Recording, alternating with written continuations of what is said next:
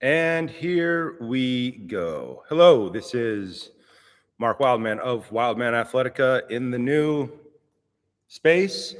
We have been working in here quite a bit. We'll talk about the space in a minute. Let's do our quick recap of all the things that we need to talk about. What are we starting with? Programs coming out. The program that we are putting out next is training for overweight and deconditioned individuals. That program has been in the works now for 3 years. I hired another editor this week, so we are going to get a lot more stuff done in a much shorter period of time coming up. That program, the first program in deconditioned individuals, is a 4-week cycle. It'll repeat over and over and over again with different mathematical protocols. And then that will lead to the next program that is coming out, which is going to be Intro to Kettlebell. And then that branches off to what most people already have, which is swings and clean and press. And we're going to build out the catalog. The whole point of that is to try to get everybody involved in health and fitness for the least amount of money with the best possible progression. So we're turning the whole original idea of all the training is that this lines up into a 10 years from completely deconditioned to full Batman. People have noticed over the years that the programs that we are writing are basically designed to eventually turn you into Batman. And this is going to be the new Batman training space where we will be doing seminars. We've listed the first seminar here in the end of June. I don't know if anybody's going to show up or not. The link is live on the programs page of Wildman Athletica, so you can go sign up for that program. The programs and seminars that we have previously been doing have all been compromise ideas, where we have done like staff, mace, and club together, and so that people can get a lot of good training in a short period of time. In the future, they're going to start to break back apart and turn into club seminars, mace seminars, staff seminars, machete seminars, gun takeaway seminars, so that people can get even more in-depth coaching on any particular topic in a very short period of time. This space is, I think we have 8,700 square feet here. The name that people have decided on, Fort Kick-Ass, wasn't really good, so my partners, we've decided on Art Asylum, or that's what the working theory is right now, so that we can make armor in here. We'll be making vehicles, monster vehicles. If you look at the thumbnail for this, you will see a Mad Max monster vehicle.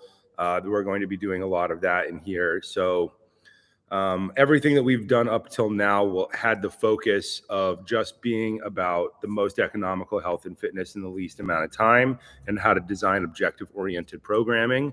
We're going to continue to do that. We're going to bring on more editors, and we are going to make even more stuff. The programs that we are going to start shooting, or some things that we're going to start shooting, is an entire playlist on preparedness. I mentioned this stuff a lot in passing, but we're going to turn it into an entire idea. And then we're going to talk about building equipment as well for it, with product recommendations and all the cool stuff that we just simply have not had time to do up until now. From now on, we will have a lot more time. We brought on an editor. He is somebody from the Wildman Athletica community. Somebody sent me a message, said, I want to be your editor. And they sent me some test edits that they had done. And I said, yeah, that sounds great. Let's put more people doing more stuff and expanding the idea so we can get more stuff done in the least amount of time. I'm trying to engineer the outcome. It's just we started with such a low level of resource when COVID hit, and such a limited idea. We did the best we could, but we are going to get bigger and bigger and expand out, and out. So come to the first staff Batman seminar. I don't know, Nightwing seminar. Nightwing? Am I using the right? No, is it Damian Wayne? Which one uses Longstaff? The seminar will be 2.5 days, Friday, Saturday, Sunday. It's the end of June, 23rd, 24th, and 25th. I have had some requests from people to move that date to a date in July. If people would like that, start telling me, sending me messages saying that July would be a better date. I want to do it sooner rather than later, because I want to get started doing all the really cool stuff. So people who have come to a staff seminar, we will be doing over twice as much stuff in the same amount of time. The ideas will be the same because the basics are the most important part. Everybody thinks you're doing the basics right, but we could all of us be doing the basics better and better and better. So this seminar will cover our basic attack defense, but it will also integrate in spear-based movements, which we have not had the equipment to do when doing traveling seminars before, because it requires a bunch of pads, because you have to stab people with sticks. So now we have a place that we can put all of that gear so we can actually start to do that part of training. And we would like to also integrate in barrier training, because we have enough space. We can start to do barrier training with weapons. This is where it really crosses the line from anything anybody else is doing to full superhero Batman stuff.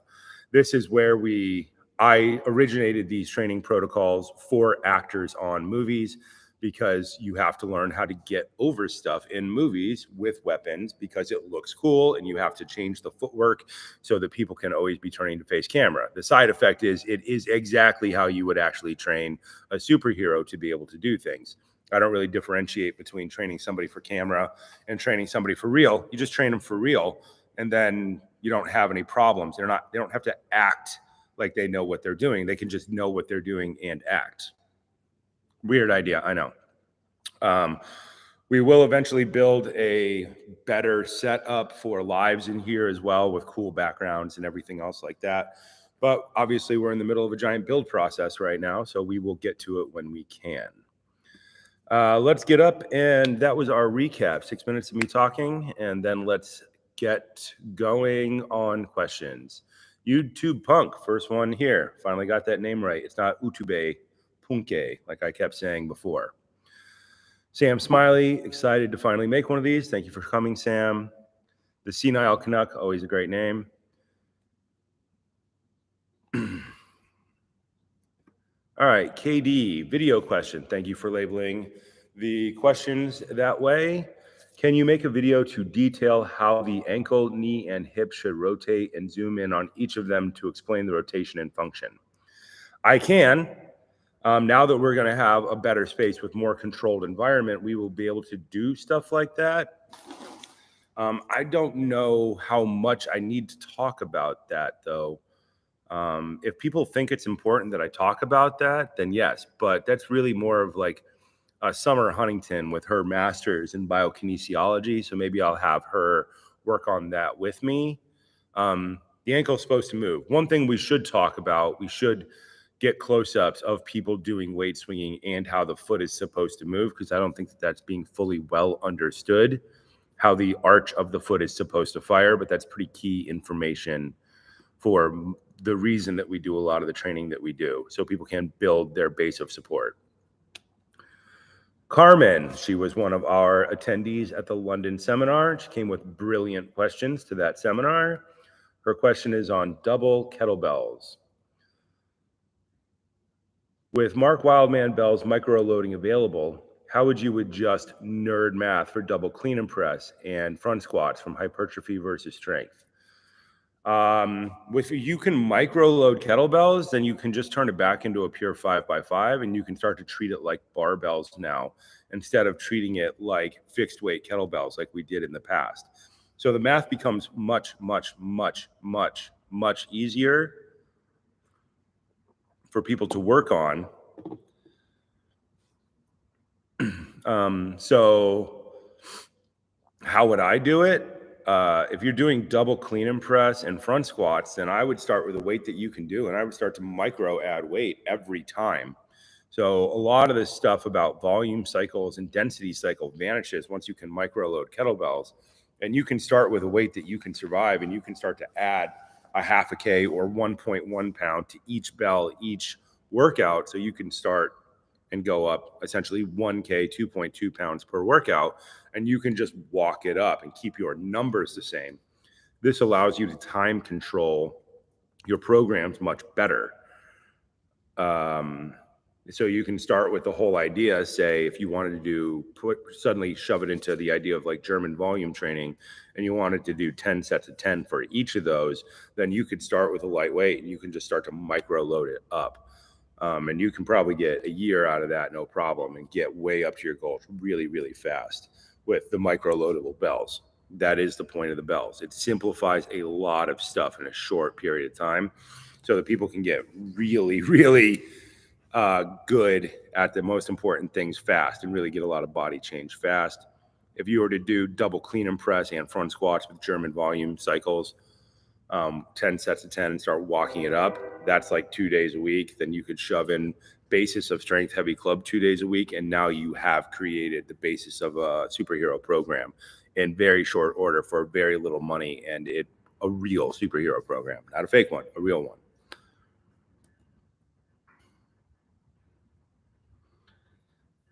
Question, is this Fort Kickass? This is no longer Fort Kickass because I've been told that is not an appealing name to people and it doesn't look great on a website. So we've been told that we're going to go with Art Asylum. We did a lot of discussion on the word asylum, being I like always a Batman connotation with asylum, but we always like a lot of the stuff that we do here is very artsy, right? We do the art of training, the art of fighting. We do the art of aerial arts. We do the art of metalwork. So we're trying to pull in an idea to make it better and better and better so that, and there's going to be giant murals and everything eventually around here. I want to design murals based on old samurai movies and turn the outside. So outside out there's a giant yard with a parking lot. And I want to put a bunch of wooden dummies out there in my little section around all the monster vehicles. And then we're going to paint the back wall. It's going to start with slate gray. And then I want to turn that into like a 3-color warrior poster thing just for fun. It's just lower on the list. That's not going to happen till fall. We have so much to do in here. But yes, the idea is that this is Fort Kickass / Art Asylum / Wildman Athletica / Night FX, so that we can continue to do all the cool stuff and nobody can tell us not to.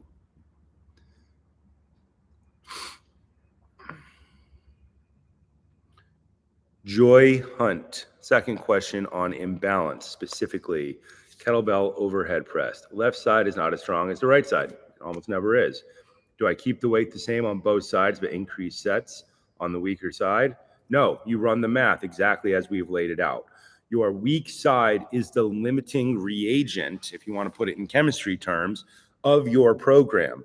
What you do with the left side, you match with the right side. You do not do extra on the left side. You do not do more. You do exactly what the left side is supposed to do, and the right side matches it. You do not ever add extra sets. You do not overtrain one side. This is something that really people I don't think are super great at training do. They tell you to do this in the gym. If your left side is weaker, do extra sets on the left side. That is a terrible plan.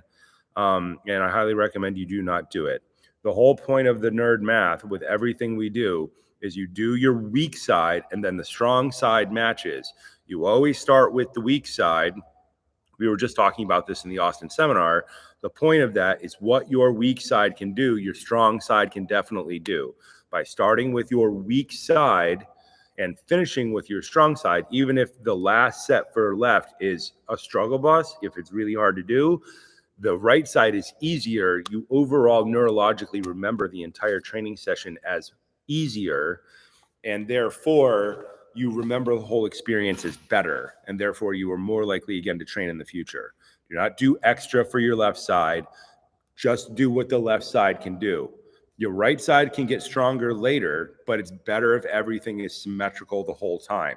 You're less likely to get injured if you just do what this side is supposed to do, the math for the left side, and then you match on right. Sam Smiley, question, how would you use Tetris of training for pull-ups and running along with kettlebell swing and clean and press? There's an infinite number of answers to this question. There is no information in this question on running. What does running mean? Does that mean trail running? Does that mean 5-mile runs? Does that mean marathon? Does that mean triathlon sprint? Does that mean obstacle course running? The simple answer is 2 times a week for pull-ups, 2 days a week for running, 2 days a week for clean and press, 2 days a week for swings, and adjust however you see fit. But there is not enough information in running in that statement in order to accurately answer that, because if you're training for a triathlon, your running is very different than it is for obstacle course running. They're very, very different things, and they should be treated differently. Running is a broad term, but that would be like, how do you treat kettlebelling? What about kettlebelling are we talking about? We need more specific information. The simple answer is twice a week for all of that stuff, and adjust it as you need to survive around your work schedule.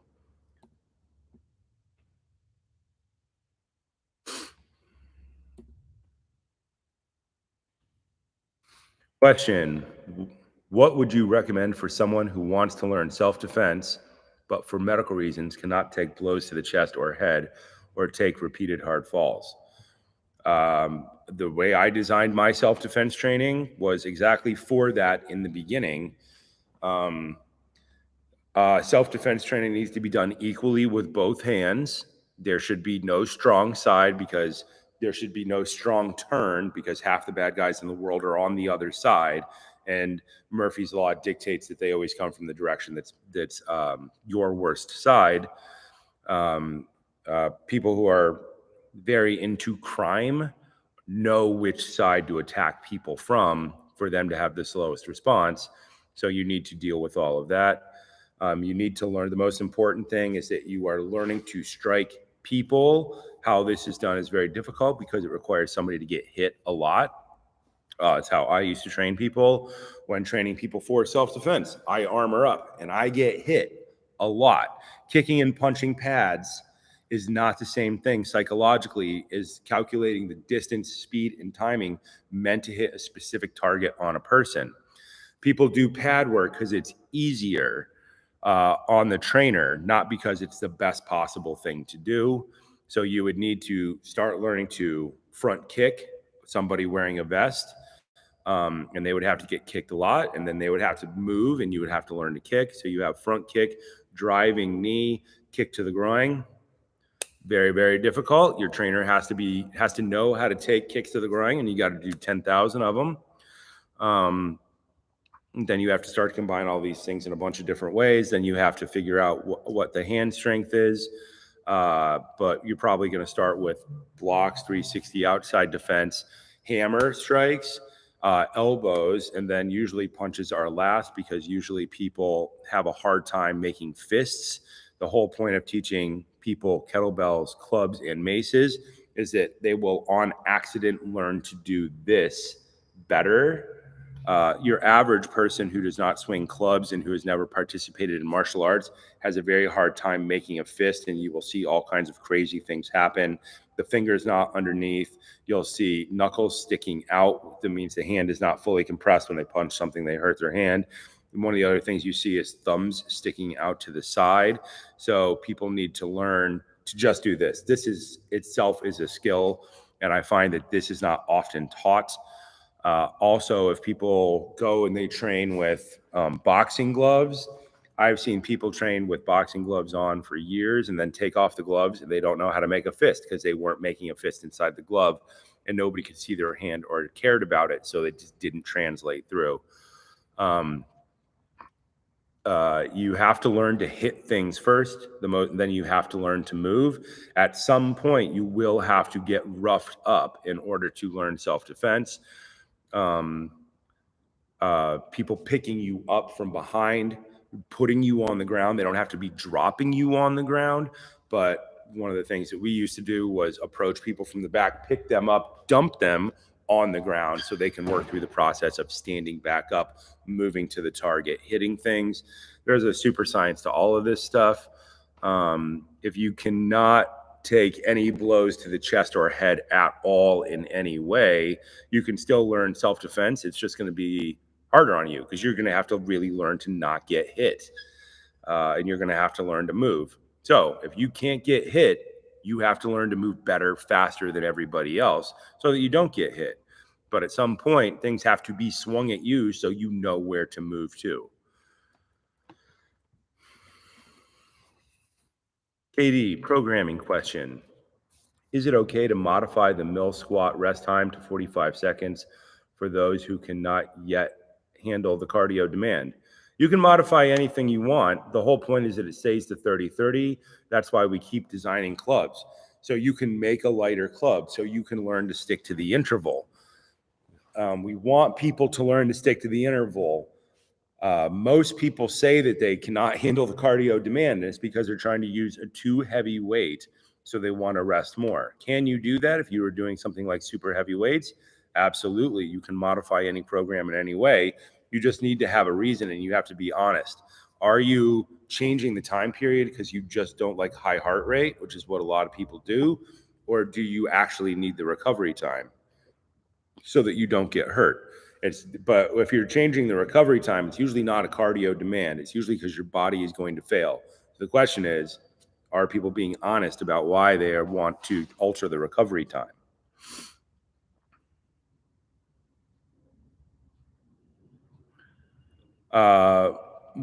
Question from Sam Smiley. What do you recommend for a glute cooldown? I recommend you do your stretches and you hold them for 2 to 3 minutes for your glutes. Glute cooldown. What do you have? You absolutely have to be doing your hamstring, which means a forward fold or a plow stretch, and then probably some type of pigeon. I travel a lot. If I sit on planes, my pigeon pose disappears. And I like to lay on top of a so right underneath the glutes so that you can drive straight up into it with body weight pressing down and then elevate the so right over time to lift it up higher, because then it becomes an arc and you're stretching the front of the hip and the glute at the same time. Excellent question. Glute cool down. Most important thing is probably your pigeon pose and variations of it. My pigeon pose has gotten very bad in the last year from doing way too much traveling and being in environments where it's a little bit harder to stretch.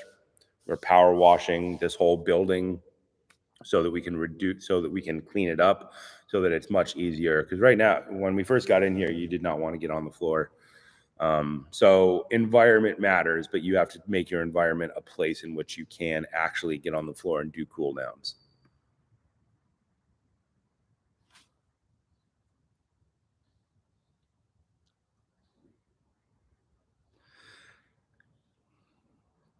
How do you find the VersaClimber? Are you able to do what the Scottish guys were doing yet, or no? I haven't had my VersaClimber in 3 years. My VersaClimber has been over at Gambate Fitness in Los Angeles, California, because I travel. I'm not putting a VersaClimber on a motorcycle and riding across the country. There will be a VersaClimber in this space once we get it prepped and ready to go. The guy that I hang out with, who's a VersaClimber dude, holds the world record for Mount Everest. So no, I have not done what the best guy on the planet can do with VersaClimber after having not trained for 3 years. I probably will never do that. I don't really need to spend 3 hours a day on a VersaClimber in order to break a world record that somebody else has. That is not a goal that I have. VersaClimber is an excellent piece of kit. They are very expensive. If there are other climbers out there, I would like to know about them that are not the ridiculous amount of money that a VersaClimber is. Concept 2 rowers are $900. Concept 2 ski erg is $1,200 because you're paying for the stand. A VersaClimber, the cheap one, is $3,000, and the industrial application ones are like $5,000. They are incredibly expensive, and the computer has not been updated since like 1982.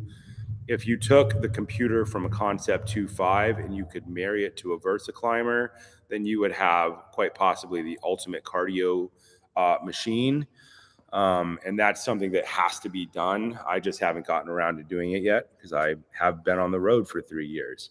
I love the VersaClimber. I find it to be an excellent piece of kit, but it takes up a lot of space for storage, and most people are not going to output for the cost of that, because you could have 4 rowing machines for that amount of money. So most people aren't making the jump to do that. Are they brutal? Absolutely. They're absolutely savage. The computer really needs an update. KD, just hammering out the questions from the Discord server.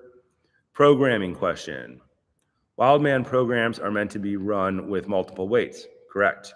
If you take a break, how long a time gap is okay where you can still go up in weight? That is a completely subjective question. I have no idea. That's the whole point of having a trainer is I design programs, but when my clients come back in, if they've taken a week off, then we don't drop much. If they've taken 3 weeks off, then we usually drop down 20%. If they took 6 months off, we go all the way back down to the bottom and we micro jump our way back up. We go all the way back down to a lightweight because when people stop doing something, the way that their cells use energy changes. One of the big problems with training deconditioned individuals is that they hurt on a cellular level. What a person who is in shape or conditioned can do. The more deconditioned you are, the more it hurts on a cellular level, which is not something that people talk about a lot. The longer it's been since you worked out, the more awful it is. It is actually awfuler, more awful, more full of awfulness. To start again. So that's a completely subjective question. I have no idea. What does it mean? What have they been doing?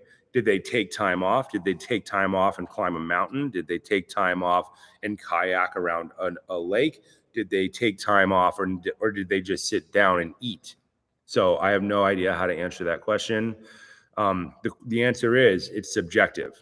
You should go down in weight. The longer the break is, the more you should go down in weight. Is there math to that? Absolutely not. Because there's simply not enough information to solve to give an accurate answer on that question. Programming question, continuing that. If you need to repeat a program at a previous weight, would you need the same number of workouts as last time? No, absolutely not. You've already done those workouts at that weight. The point of the original Nerd Math is because it's not just muscular change. It's neurological adaptation to those movements. You have to build the skill of doing those movement patterns, and you have to give your body time to change not only your muscles, but your tendons and your ligaments. If you've already done the program, the adaptation to the idea of the movement is there. You've already become more efficient at that movement forever. You've already given time for your muscles, your tendons, and your ligaments to adapt. You go down in weight for however long you need to, and you walk your way back up. But you don't have to repeat the whole cycle, most likely. If you took a ton of time off, then sure, repeat it. I've had actors come back in after 6 months to a year of training, of not being in the studio, and it takes them nowhere near as much time because they already know what they're doing. They're not adapting to anything for the first time. I think of this like learning math. When you first learned math, it was really hard. When you first did calculus, it was really hard. When you go, you don't remember. Nobody remembers calculus perfectly except for a bunch of weird, autistic, brilliant geniuses who can remember it forever. If I have to go back and do some type of math, then I have to sit down and learn it again. The whole point is you're learning it again. It's not all brand new. It takes you nowhere near as much time to work on getting something back a second time as it does to do it the first time. The first time is hard. Forever after, it gets easier. The more times you repeat something, the easier it gets. Coding Monkey, martial arts question. Started BJJ about 6 months ago. Excellent, good thing. Does that 4 times per week and heavy club training twice a week. What martial art or other movement activity would you add after BJJ? Something standing up with multiple opponents. If you do clubs twice a week, then you're building your foundation to make sure your movement in BJJ is better. For the most part, clubs are not super heavy. That's why we combine them with kettlebell training so that people can move heavier weights. Kettlebells are better than something like barbell because kettlebells move more naturally, so that you can learn to move more weight, so you can do all the weird angles that are in BJJ, right? There's no pure deadlift in BJJ, but there's a lot of foot grabs, heel hooks, and drags from weird positions. What martial art or other movement would you add after BJJ? Anything that stands up. Boxing, fantastic. My problem with boxers is they're one-sided. I would love to see all boxers train both hands equally well. The problem with boxing is that they don't focus on turning around and hitting people behind you. So you're not getting your footwork of learning to turn around. BJJ, what is your takedown game? BJJ tends to start on the ground, the classic butt scoot across the floor to get to the fight.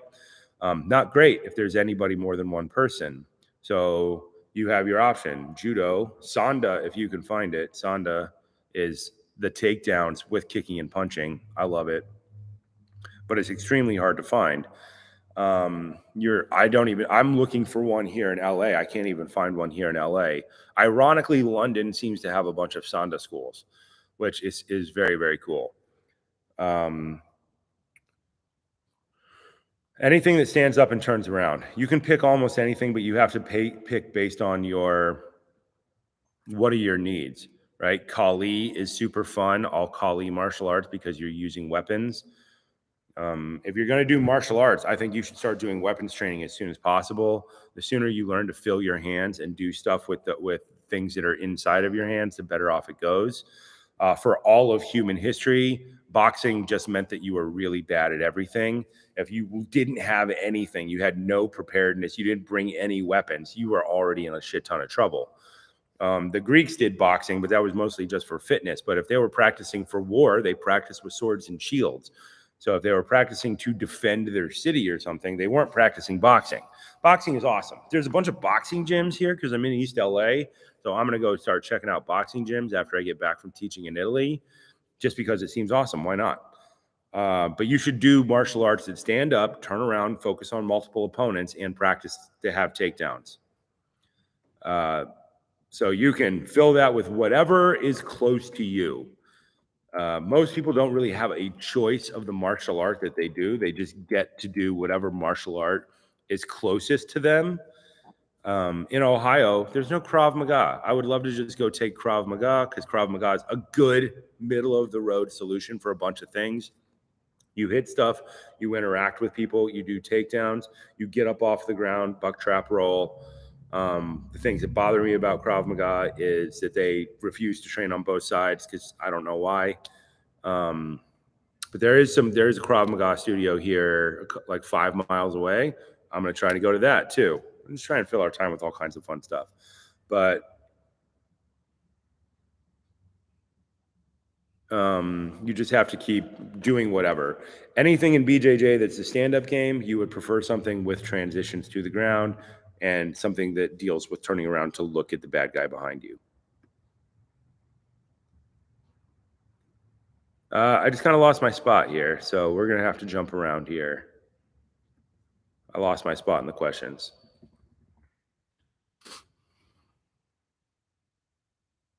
KD, personal question. What did you learn from your leg injury? Absolutely everything about why other trainers are not great at their job. Did it help you start again from scratch and rebuild? Absolutely. The only reason I can walk is because I rebuilt myself. It was not any genius training that anybody else gave me. It was me developing training over again from engineering for an outcome. So what did I learn from my leg injury? I learned that the medical system is not really interested in making you healthy. I learned that the majority of trainers have no concept of what human movement is or how to rebuild it. I learned that there are a lot of trainers out there who do have a concept of movement, but they have no sense of economics or of long-term programming. And yes, when I did start over from scratch, I had to start over from scratch. If you don't stand for 6 months, your whole body changes. You cannot just go get on a treadmill. If you do, you will die. Yeah, well, you will not be able to do it. You cannot do barbell squats because your body is all shifted on one side. If you start trying to jack up weight on a barbell squat like everybody would tell you to do, you would absolutely not be successful. Most people never recover from injuries because they go to physical therapy and then they go back to doing something like barbell. Not something you should do because the symmetrical load, your body will default to the strong side. So I learned a ton about training after my leg injury. And it carries through. I consider everybody who walks through my door to be an injured athlete, whether they admit it or not. There are no perfect athletes in my age category. We've all been, you've been hit by a car at some point in your life. You've fallen off of a horse. You did something. You biffed it on a bicycle. Everybody should be treated as an injured athlete. And that's why I have such a problem with things like people doing barbelling. You go to a gym and they tell you to do barbell back squats and deadlifts. I think that that's a terrible plan because everybody is probably injured. And that's why most people don't have success in training, is that the training that they're doing is not meant to account for what happened to them 10 years ago. Every good program should be built around that idea. And you're not treating people as if they're injured now. You're treating them as if they were injured then, and it's been 10 years. So people might have a very good level of health and fitness, but be on the verge of breaking down at any moment. And that's what happens to most people who are athletes. They train at a high level, they get hurt, they go back to training at a high level, and then they have something that's wrong, and then they just keep pushing because that's the athletic mindset. And the program that they're doing is not meant to make them better. It's meant to make them fall out or to make them tougher or to build mental toughness or whatever stupid things that people say. But like a get up program should be perfectly symmetrical. Just by doing, the body weight program, Krav 1, people will on accident find injuries and repair things that they didn't even know were a problem. Most people have back pain, and most people have back pain on one side.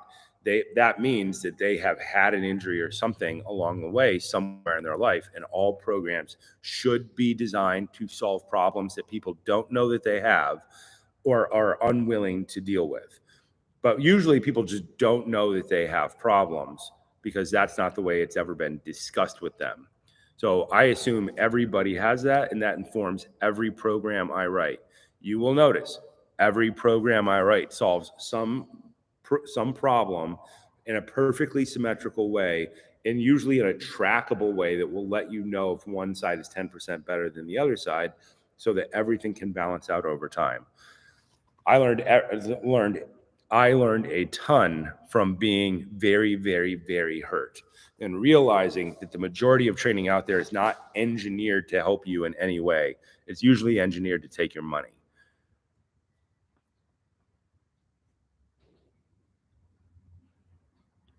Anything in the works for more hydrocore videos? Yeah, I'm going to Italy with the hydrocore guy. Maybe we'll do some hydrocore videos. I would like to shoot the hydrocore program, but I just could not get everything done. The more editors I get in here, the better I'll be able to do this stuff. The whole point of getting a whole second editor is that I can take all the time I spend working on YouTube videos for the last 3 years, and I can put that into producing other stuff. So, I was editing at the beginning 8 hours a day because I didn't know how to edit. And now later on, I can get it down to like 2 hours a day of editing. But when I'm traveling, I tend to spend about 4 hours a day fighting the internet or uploads or YouTube. So I would like to get about 6 hours of every day back, which I can then put into producing more content of all the stuff I want to do. Hydrocore programs, programs. We're not even a quarter of the way through the kettlebell programs I want to shoot and do and put out. So yes, will there be more hydrocore? Yes. I also just don't think it's great to shoot hydrocore videos like in the middle of, I think it's more of a beach thing. I don't spend a lot of time at the beach. Question about basics. When doing shield cast, do you let momentum guide the club and then just catch, or do you keep tension all the way through? You have to keep tension all the way through because otherwise you'll drop it. But yes, the momentum is doing it. You are guiding momentum. It's the same thing as swinging a sword. It's not just being whipped out of your hand by momentum. It is what we call grace or eloquence of movement. This is what all athletes possess. A club teaches you grace on accident. You'll notice many people do not possess grace because people do not possess the athletic training. People used to do dance everybody used to do dance hundreds of years ago because it taught everybody grace. Anybody who does martial arts should be learning grace at some point, because you create power and then you have to be gentle, and then you have to create power, then you have to exert force. The same thing is true of club swinging. It teaches you on a basic level how to create tension, how to move fast, how to move slow, and when to do it inside of the movement. Shield cast is not all fast. There's a fast part, a slow part, a gentle part, a pull part, a balance part. All that stuff is integrated in. There's no way out of it. That is the point of learning, of having people learn club swinging, because on accident, people learn to move and they learn grace. Even if I never talk about it, that's the point of a structured program, and starting with a lightweight and building up to a heavyweight and working on families of ideas, is I'm trying to get people to do the most important basic human movements gracefully. On accident, you teach anybody club swinging, everything about their life gets better. Do you keep tension the whole time? Yes, or you would drop it. Do you control the path? Yes, that also requires tension. But you have to, but you can't create so much tension that the club doesn't move. You have to learn grace. Training question: how important is recovery and stress management for training and achieving results? I don't know, ask the military guys. How can we know if we are overtraining due to other stressors in our lives? How should we adjust? That's a personal question. Usually when you stop sleeping, you're probably overtraining. If you, usually that's my indicator, but I'm constantly traveling. So the question is, am I overtraining? The answer is probably almost always yes. Like this week after Austin, I didn't really train because I spent all week working in here, just because I was so tired from doing all the other stuff that I had done. It's, once again, you're learning, this is an athletic skill and you have to learn. People don't want to miss days because they want to move towards their goals. And that is great. That's laudable. But you have to at some point learn to regulate yourself in order for you to get the most out of it. Is there a good answer to this question? You can have some things. Loss of appetite and not sleeping are probably the two easiest ones to identify.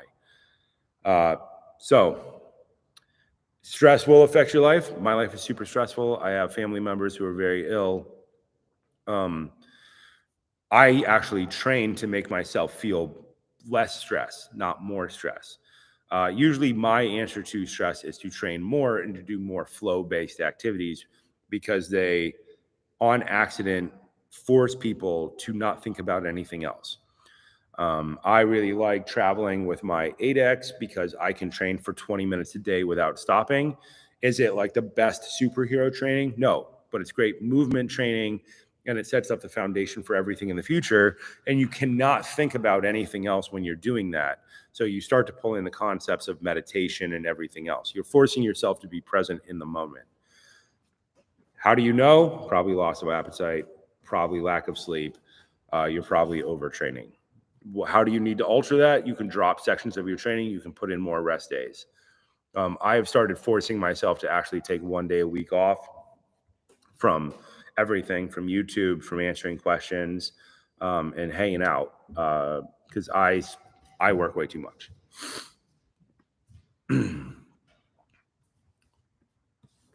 Lana Von Canine. There. We get the dog. There she is. This is our supermodel dog. Our supermodel dog. Here we go. Carl Cavaret. Question: what kind of kettlebell program would you recommend for a beginner-ish with not much space? Cannot afford to swing a club around in his place. One of the reasons we wrote a lot of kettlebell training is because club training does require probably maybe 4x8 for somebody my size of space. I can get away with a 3x8 space, but with a kettlebell, you can get by with like a 2-foot space by maybe 3-foot space. The space requirement's much lower. I would recommend Intro to Kettlebell, which should be out at the end of this month, which is a 5-variation program. That's really the one that's for beginners. It's still in edit now that we have a second editor. It's going to get out a lot sooner. because we shot it last year. And then the swing program and the clean and press program. Your most fundamental movements are your swing, which is your deadlift analog, light weights, higher reps, pure math, super easy to get people to a high level in short order with a swing program, 10 minutes twice a week. If you have an adjustable kettlebell, you need 2 by 3, 3.5 feet.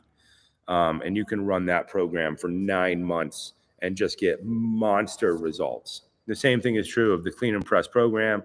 You have maybe 2 feet or a little bit beyond the width of your shoulders. Usually people are about 20 inches wide. Bigger guys tend to be a little bit wider. So think maybe 2 feet by, once again, 3.5 feet just for a space. And then clean and press. You need to have enough space to push your arm all the way up overhead. Those are your best bang for your buck. Absolutely. Smallest space, fastest possible adaptation. An adjustable kettlebell, adjustable competition kettlebell will make that impossible to fail. You can start at 12K and you have all the weights to go up to 32K. Absolutely. If you are a beginner-ish kettlebell person, swing, clean and press program. After that comes the Turkish get up program, but it requires a bit more space. Think 3 feet by 7 feet footprint, 3 foot by 7 foot footprint. But that's the get up one, but slightly more space is necessary for that one. So swings, clean and press, always been the design. That was the point of those programs. Minimum space, maximum output, cheapest equipment.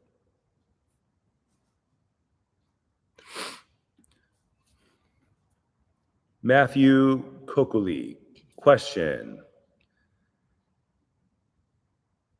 He has a senior female relative with osteoporosis, frequent gym goer, very active. Introduced her to kettlebell basics to keep her away from machines. Your thoughts on osteo training in seniors? Absolutely. They need to bear weight on their skeleton. The way that people think that means barbell back squats and deadlifts. Deadlift is an option, but for the most part, if you were going to do a deadlift, then it would be a hex bar deadlift. And if you can get a hex bar that starts out at 40 pounds, but that means that she has to be able to effectively deadlift 40 pounds to start, and then you need to micro load that up. Deadlift twice a week, great way to load the skeleton. The kettlebell is the other way to load the skeleton like that. And the clean and press, you absolutely getting her into kettlebell basics is 100% the way that it should go. The problem is with females, the kettlebells at gyms tend to be absolutely terrible. They tend to have awful geometry, and that tends to mean bad lifting technique.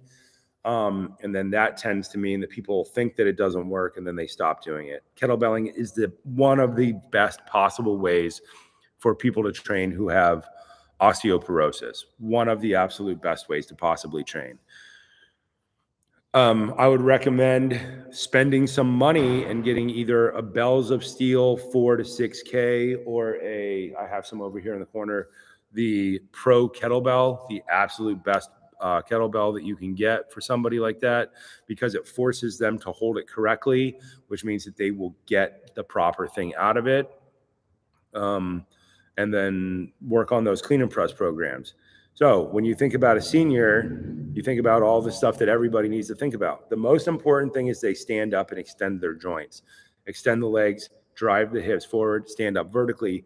Doing kettlebells gets people to stand up all the way and lock out overhead. How that wrist lines up matters. So everything about training a female senior is most of the stuff that we already talked about. Because what's good for that person is really good for everybody at its core level. Does a senior need to be doing dead sprints? Probably not. But bearing load, standing all the way up, getting weight overhead, and getting up off of the ground are the basics of human movement. And once you stop being able to do those, when you're a senior, you're kind of on the downhill slope. So get-ups, all that good stuff has to be in there. And it should be in there. There is nothing substantially different about training a senior than there is about training an NFL football player. It's just load. but the design considerations, the basics are really generally the same.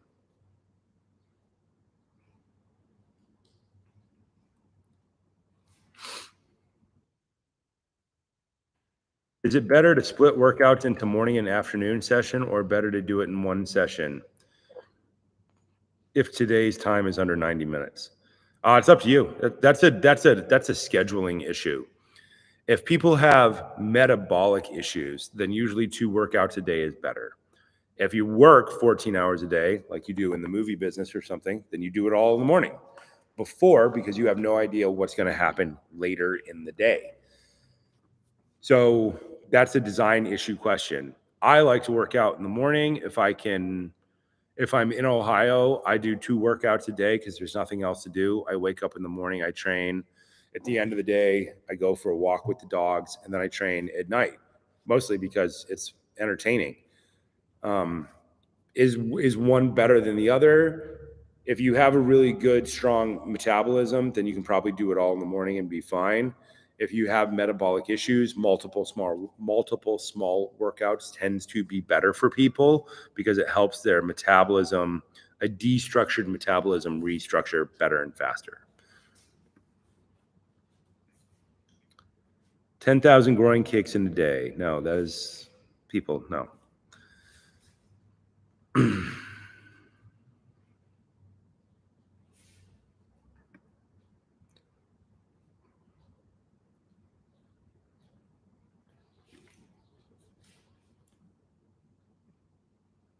How would you recommend using the So Right before or after a workout? I use it after a workout. There are some people who do it before a workout if they've had issues.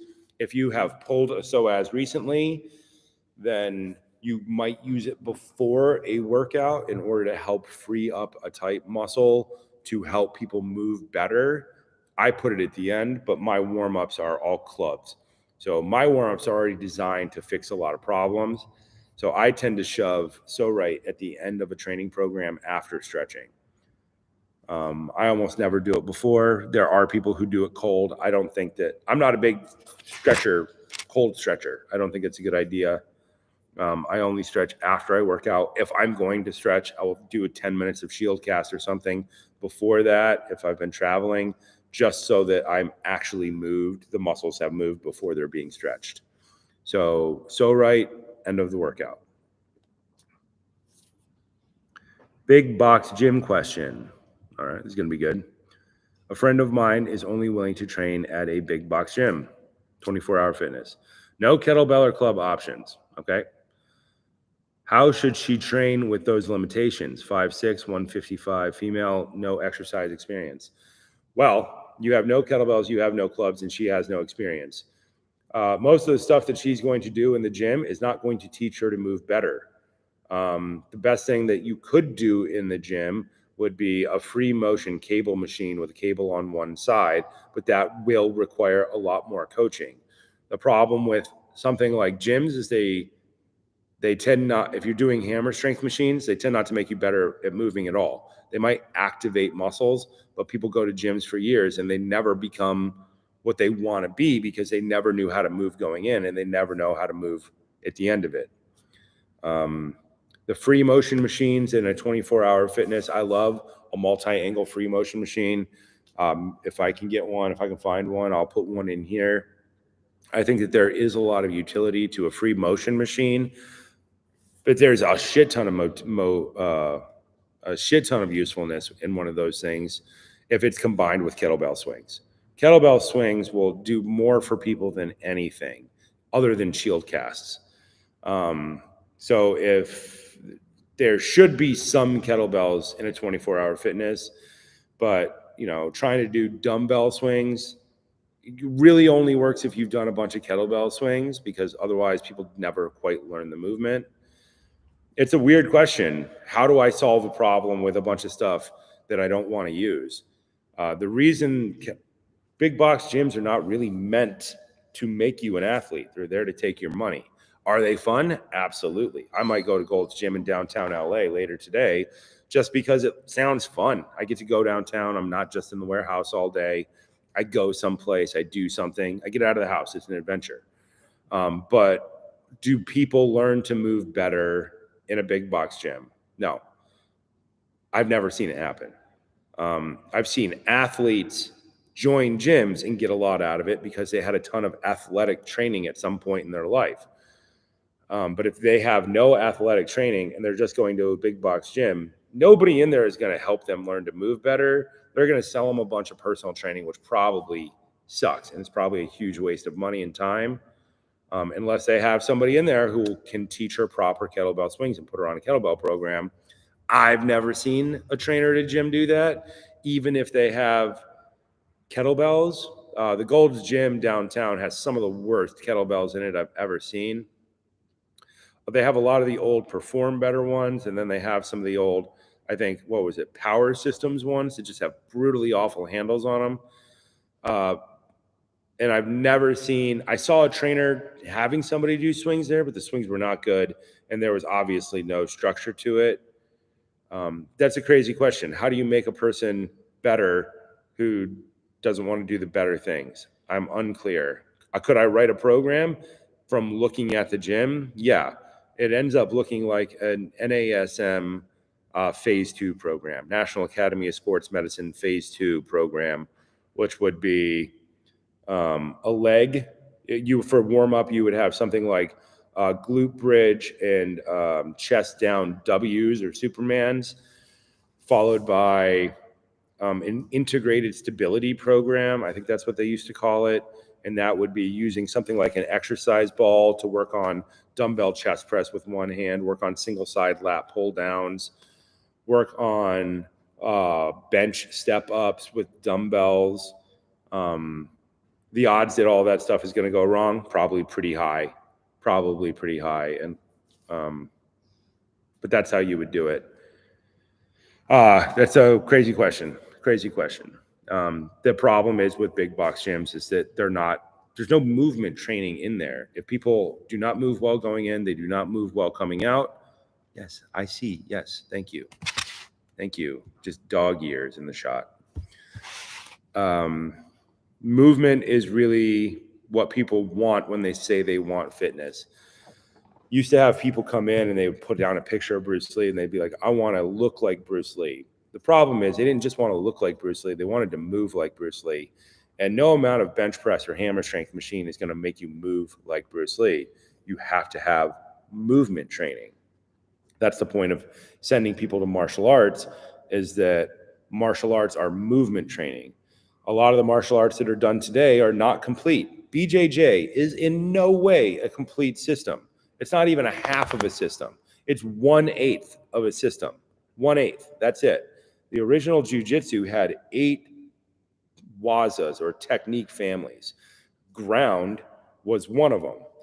The guys who did BJJ, the original BJJ guys, got one part of a whole system from a guy in Japan, and then they got really, really good at it. And they went back and eventually they'll turn it back into Greco-Roman wrestling, which will be the great irony of BJJ, is that when they alter the time frame from 5-minute rounds down to 90-second rounds, it gets a lot faster and harder based on rules. But you have to learn to move. Old martial arts used to be movement systems. Shaolin Kung Fu is a movement system that contains conditioning stuff, stance work, things like that, and then movement training to help people become a complete athlete. Big box gyms don't do any of that. There's no movement training in big box gyms. Yes, thank you, Lana. Yes, I see you. Yes, just getting dog nose in the shot here. What is question? Aging longevity. What are the key exercises to concentrate on in old age? How to adapt? For example, basis of strength. Basis of strength is an excellent one. The most important thing for aging is probably shield cast and swings and clean and press, followed by Turkish get up. And then all the club movements fill in all the ways. The basis of strength program, you're just getting hair everywhere, dog.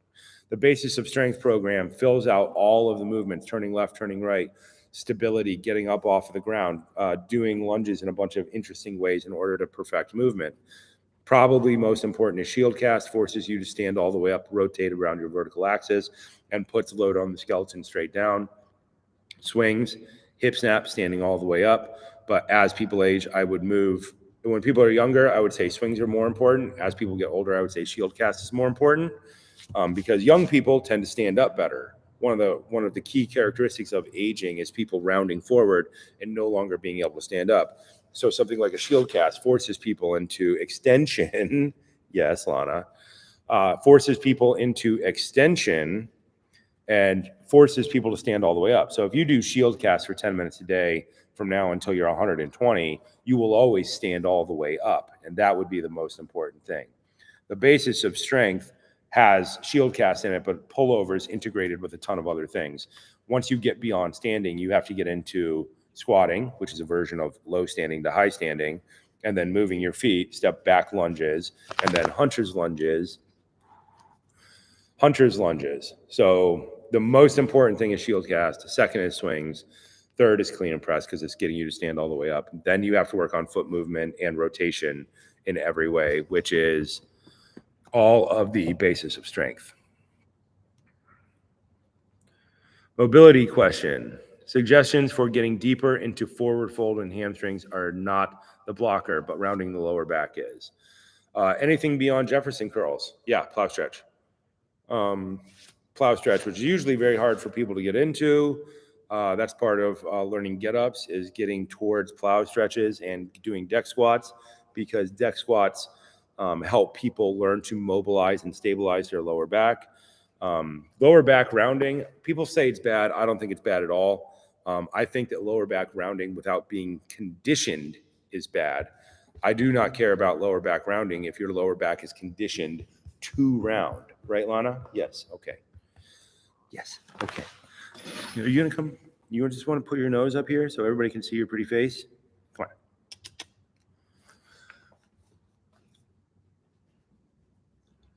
Satsaline preaches 10+ minute rest between sets lately. Super heavy. While gym-centric school crams as many sets into as little time as possible. What would happen if instead of EMOM, you did every hour on the hour? That would just be Pavel's greasing the groove protocol. 10-minute sets. I don't lift any weights heavy enough. If you're doing super deadlifts, if you just have a rack up bar and it's and you have, now I'm all covered in fur. Thank you. If you are doing, say, hex bar deadlifts, sure, do it every hour on the hour, but that now requires you to live at a place where you have your hex bar set up all the time and you can wake up and have an alarm go off and do a set of deadlifts and then wait an hour and come back in an hour and have an alarm go off.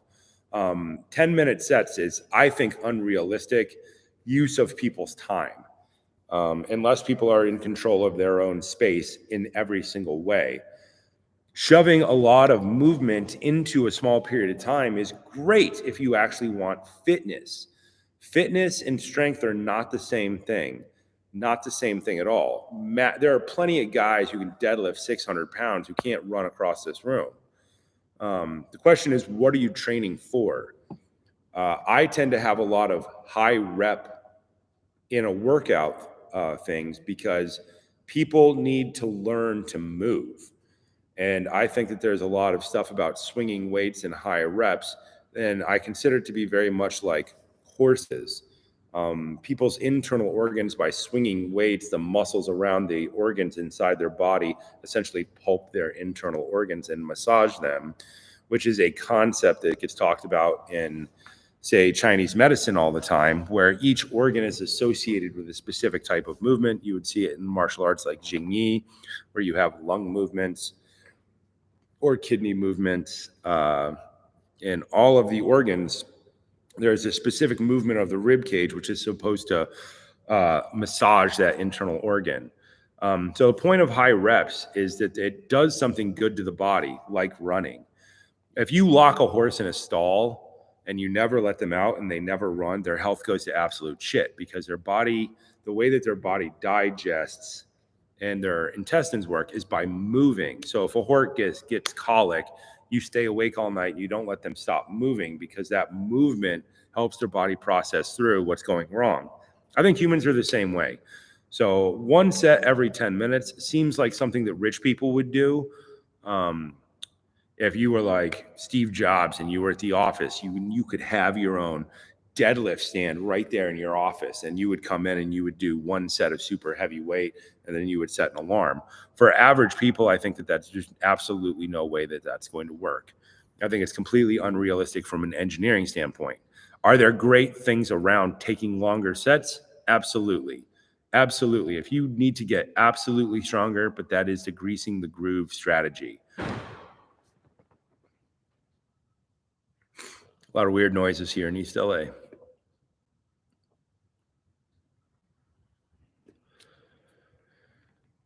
If you could choose one exercise between single arm inside circles, outside circles, and shield cast, which would you choose? Shield cast, but I wouldn't make that decision. I don't know why you would just choose one. The whole point is that you're supposed to choose all three.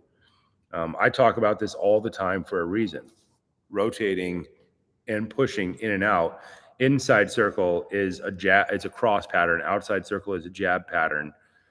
Shield cast is the circle above the waist. I don't know why you would just choose one. I would see no point ever in just choosing one. But it would be shield cast, something we often do with mace because you're doing 10 minutes of 360s, which is a shield cast.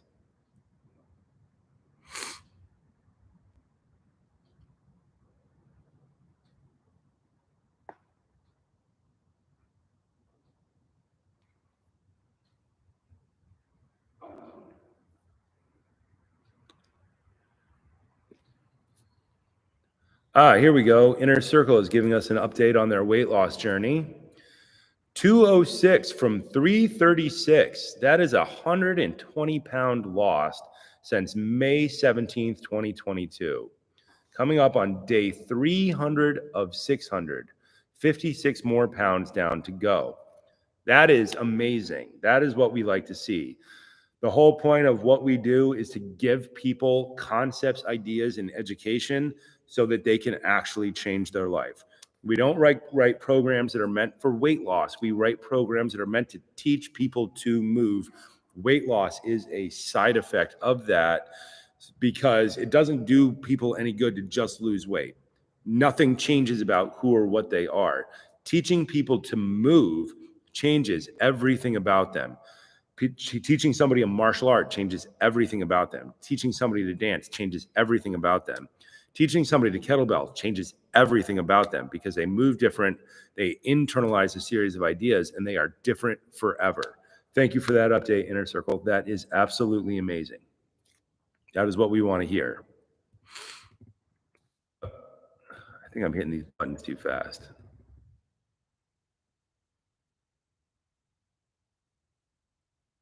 I did. I'm messing up my own series of questions here. Sorry, guys. I lost my spot again. I'm hitting too many buttons.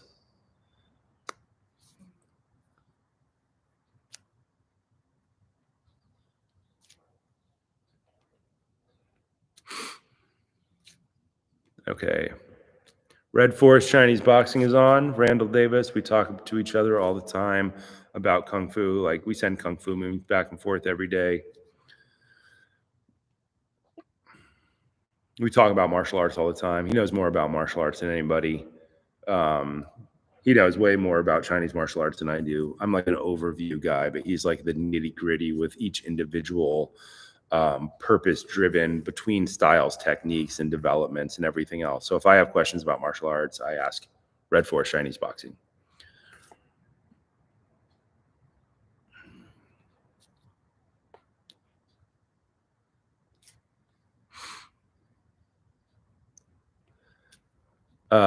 Finger style gutias. Guat. I don't know. Do you have advice on how to best mix body weight training with heavy club training? Yes, I do. How to make them complement each other, weighted calisthenics included. Absolutely. We write programs on this. Now that we have a new editor, we have 4 more programs to finish. Body weight training, shove it almost anywhere. They doesn't really compete with something like heavy club swinging. You probably don't want to do them on the same day just because you're going to be really, really, really tired. Could you guys see my aerial rig? There's now an aerial rig and a trapeze behind this post up here. So I'll be back to doing aerial as soon as I move that forklift out of the way. Body weight stuff. So organization thinking about body weight training. The most important body weight training is what? Get-ups. Getting up off of the ground. It's one of the first things that we learn as humans. And when people do body weight training, they tend to leave out the get up part. If you're doing something like bar stars is really getting up or getting over, which is absolutely lovely. And I think that bar stars are brilliant. But getting up off of the ground and now, or calisthenics, like military style calisthenics. Military style calisthenics tend to be really, really high weight or high rep stuff. Because when people are training in groups, it's easy to get 100 people to all do push-ups at the same time. It's hard to get people to do other types of things all at the same time. So they tend to simplify movements down so they can get more people to do it and they can make sure everybody's doing it at the same pacing and everything else. So body weight training has a million answers. How do you combine it with heavy club training? If you're doing get-ups on the ground, they don't really compete because heavy club training tends to be really hard on the hands. And between full close and if you're doing get-ups, your palm tends to be open. These two things are equal and opposite. If you look at the layouts, program designs in our body weight programs, we want you to practice a series of movements so you can get good at them and then eventually add weight to them. We, over in the storage room over here, we just found a ton of our old studio weight vests and weight plates, and we'll start making videos on those. For the most part, you could do your clubs. That's an entire, once again, we have almost too many options without limiting it down. Club training 2 to 3 times a week if you're doing two-hand. If you're doing two-handed twice a week, single hand twice a week, you can do body weight training 5 days a week. Do you want to do that? Is the real question. Then how do you break up your body weight training? Do you focus on Krav get-ups twice a week? Do you focus on burpees twice a week? Do you focus on same side near shoulder roll twice a week? Do you focus on pull-ups twice a week? Do you focus on rope climbing twice a week? There's a lot of information there. For the most part, heavy club training and body weight training tend not to get in each other's way. They don't get in each other's way for the most part. So you can do it almost any way you want. The question is, how much time do you have and what do you want to focus on?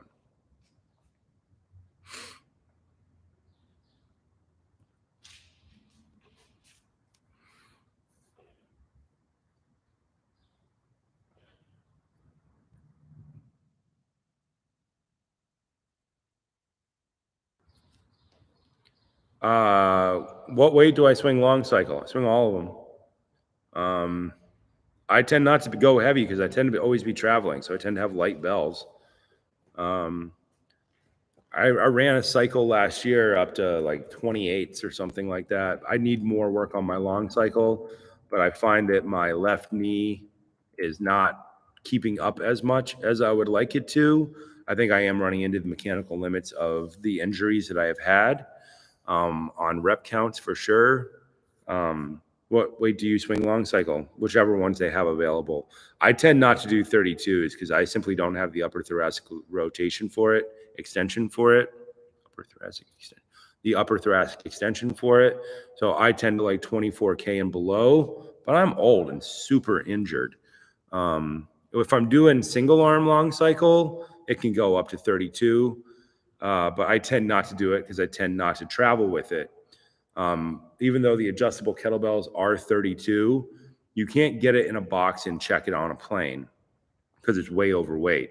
So you tend to travel with kettlebells that are like maybe 26K, but they need to even be lower than that because you have to be under 50 pounds to check on a plane.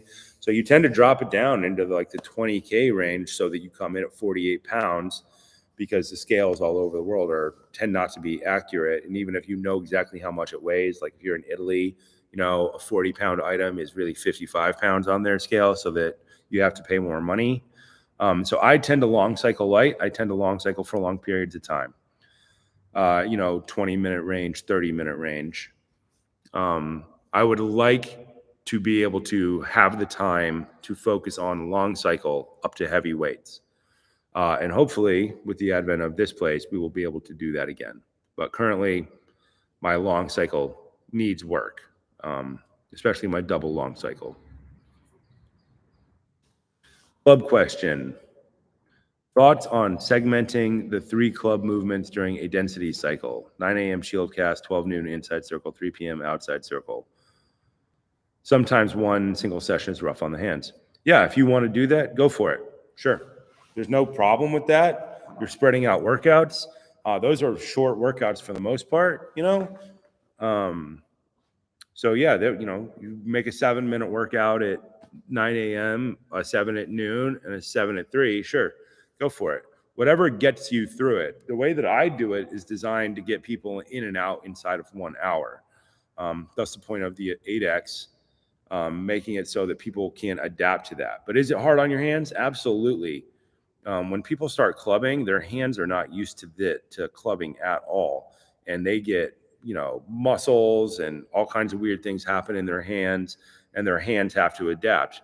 Not just the muscles, but the tendons and the ligaments adapt.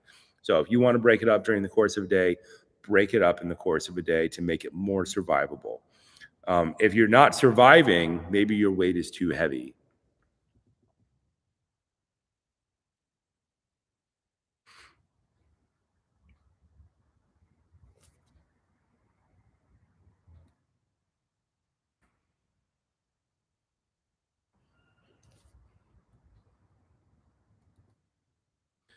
Looking for another question here. Guys, if you can label the top of these as questions. So if you're talking to each other in the comments, I don't read through that looking for questions. So label the question and what type of question it is.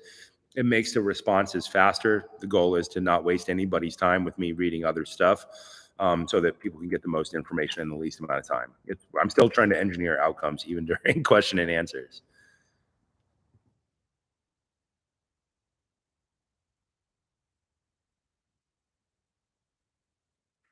These are all just comments.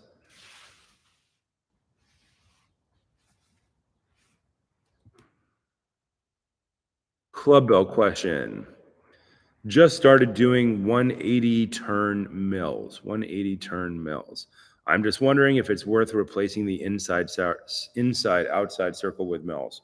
I never replace inside circles and outside circles. They are part of my training all the time, because inside circles and outside circles force people to put their elbow in the right spot.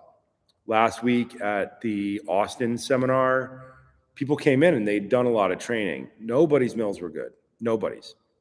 They were really good at the end, but people were skipping the elbow position, and that was keeping them from being able to go up in weight. The point of inside circles and outside circles is that you are always checking in on your elbow position forever. You don't get to skip. If you just do snatches, your clean and press suffers. You should do clean and press before you do snatches forever. Why? Because it makes sure that you're firing all the muscles.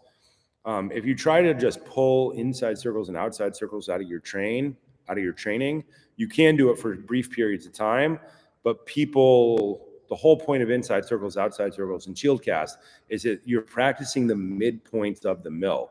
The better you are at those, the better your mill will be forever. So I don't think you should pull inside circles and outside circles out. I think you should work out for an extra 4 minutes and put more into your warm-up.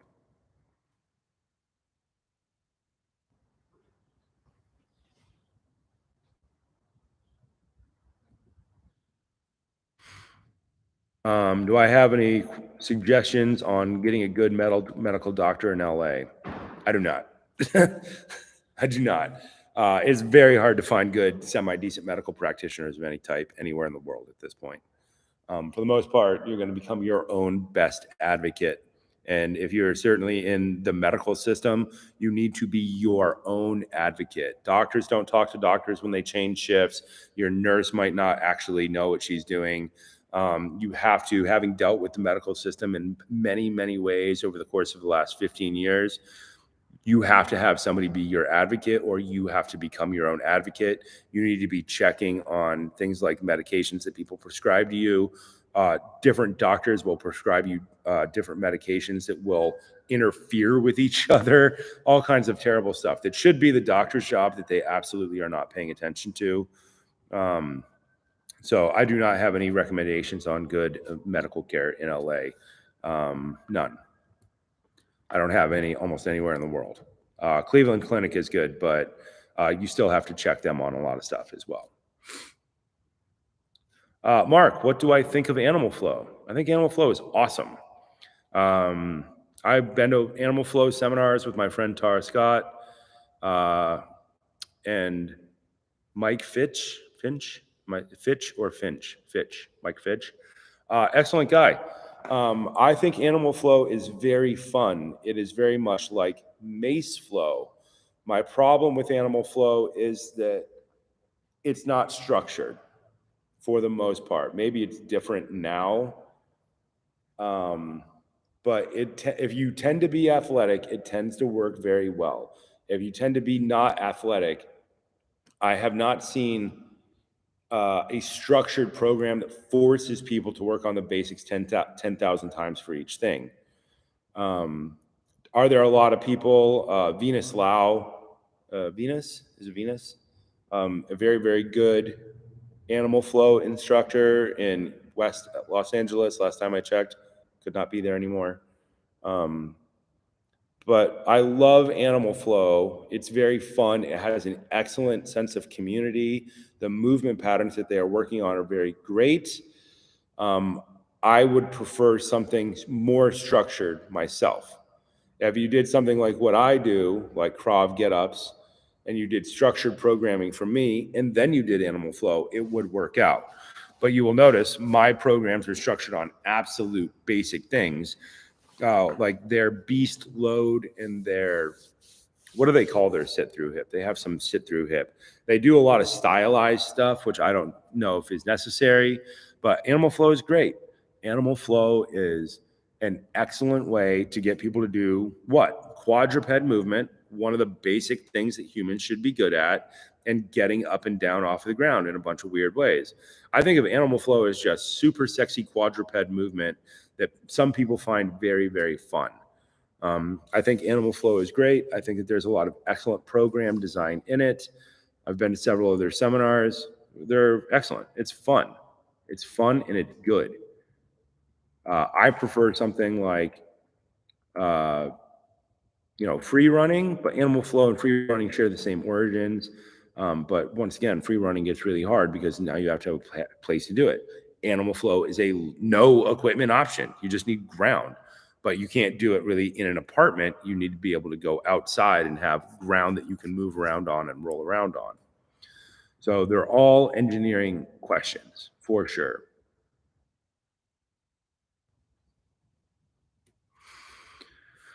Question from Mike. What do I think of using a weighted jump rope? I think it's awesome. Would applying nerd math be the best way to program? Sure. Jump rope, I think it's brilliant. Not hard to write a jump rope program. You write it as a time under tension program, and then you start writing evolutions of jump rope. Jump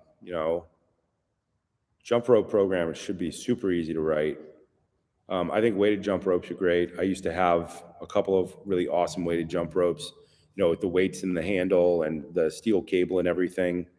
I just don't jump rope much anymore because I'm trying to get more life out of my leg before this leg has to be rebuilt yet again. Jump roping is great. Weighted jump ropes are good. Brock Brown, gear question. Any rain gear recommendations? Got tricked into buying a cheap pair of Frog Togs and they suck. Yes, Frog Togs absolutely suck. We were all tricked into buying Frog Togs at some point. The rain gear that I have is very expensive, but I find that only expensive rain gear works. It's not perfect, but it's good. UF Pro rain suit is one I bought for standing out. I think we were in Romania filming and like standing in the rain for 3 months. UF Pro, and they have their monsoon rain suit. It's good. Suspenders, overalls with the jacket. I would love to see somebody make the overalls with the suspenders, and I would love to see somebody make a packable frock coat in the body with the military style sleeves so that there's no seams on top here, pockets, underarm vents, and then the good hood that actually stays in place. So UF Pro is rain gear that I have. I don't have it in camouflage. I think I have it in green. Black is better for movie sets, but green is better overall.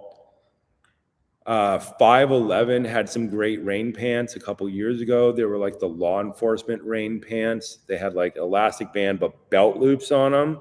So if you were actually going to be working outside, like construction or something like that, you could still put on over rain pants and then put a belt on, so you could still put like a tool belt or something over it without disrupting them.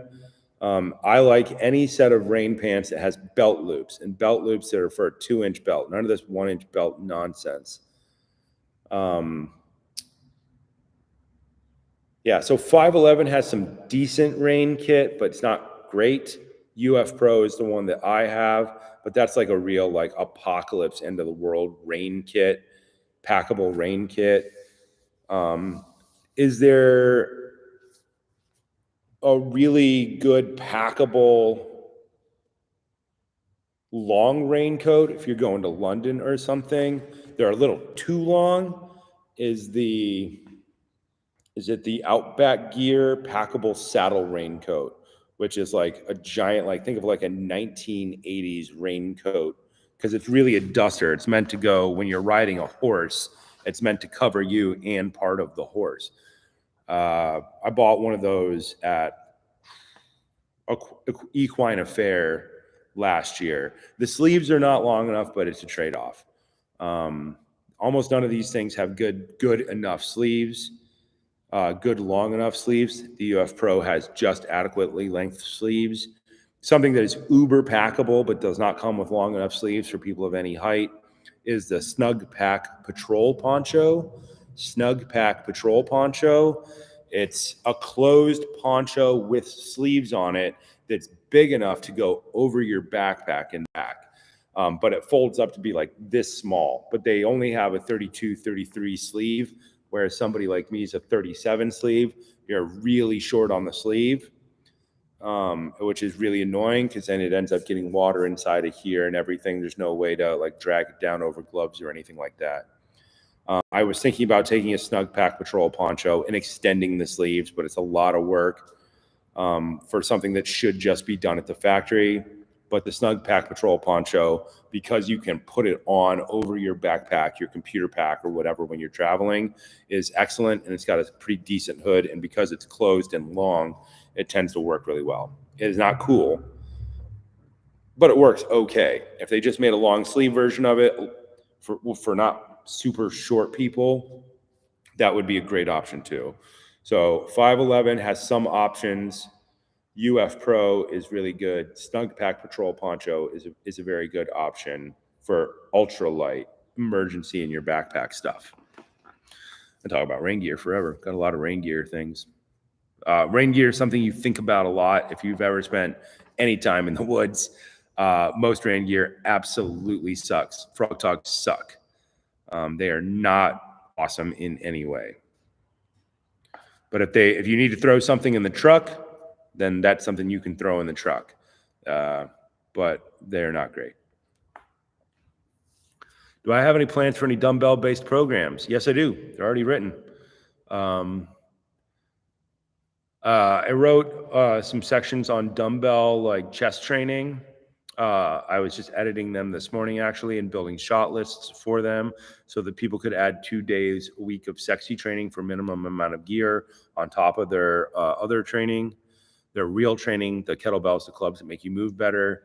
Throwing in something like dumbbell training for chest is super easy thing to integrate, and it's equipment controlled, so it doesn't take a ton of money to do. Well, I do more on Herbertism and how you use heavy club, kettlebell, body weight to train all the categories. Yeah, I just haven't been back to that chalkboard in a while. That chalkboard is in the barn in Ohio, and I just haven't been back to that particular chalkboard in a while.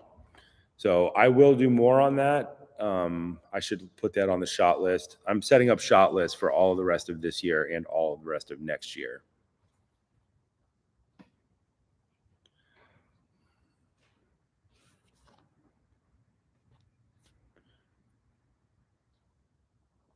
Throwing question. What implement would you suggest to use as a starter to begin throwing at a target?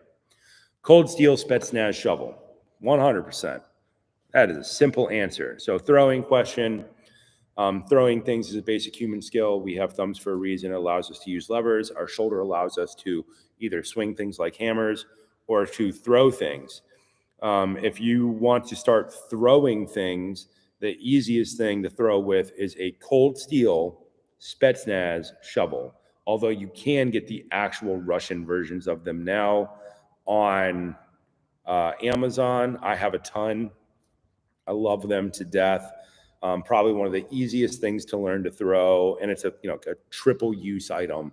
If you camp or you dirt bike, a shovel is something you always want to have. Whether you're cooking in the backcountry, you need to have a shovel to bury fires. If you're doing off-roading or dirt biking or anything like that, digging yourself out of holes, really helpful to have a shovel. And a throwing implement is awesome. And they're relatively cheap. So you're looking at like $30 a shovel. Wrap the handles in electrical tape so the handles don't shatter. Because when you learning, you mess it up, the handles hit, they absorb a lot of force, and they eventually break on the grain of the wood. If you wrap them in electrical tape, they last 10 times longer, but they're cheap enough that you can buy 5 of them, and you can practice throwing 5 times with your right hand, 5 times with your left hand, and just keep going.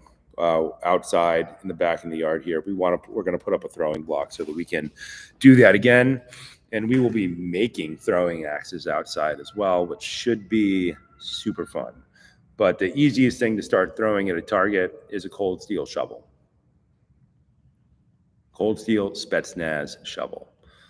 What's going on with this thing? I keep losing my place. All right, guys, we've been on here for an hour and a half. As usual, we don't get to everybody's question, but we try to get as many questions as possible. In the future, if you have questions, please put question in like all capital letters at the beginning, and then what type of question it is, throwing pattern question, club question, programming question, because that allows me to read down through the comments and see question, and then what type it is, so that we get better, faster answers. The goal of this is always to get people the most information in the least amount of time. So if I am reading things that aren't questions, I'm burning other people's time. The goal is not to burn anybody else's time. It's to make sure that everybody is getting something useful that they can implement in some way sooner rather than later. Thank you guys all for showing up. Go to the website and tell me if the June dates are good for that workshop or not, so we can start scheduling. I want to start scheduling all the cool seminars for the next year, but we got to get through the first one first so we can have a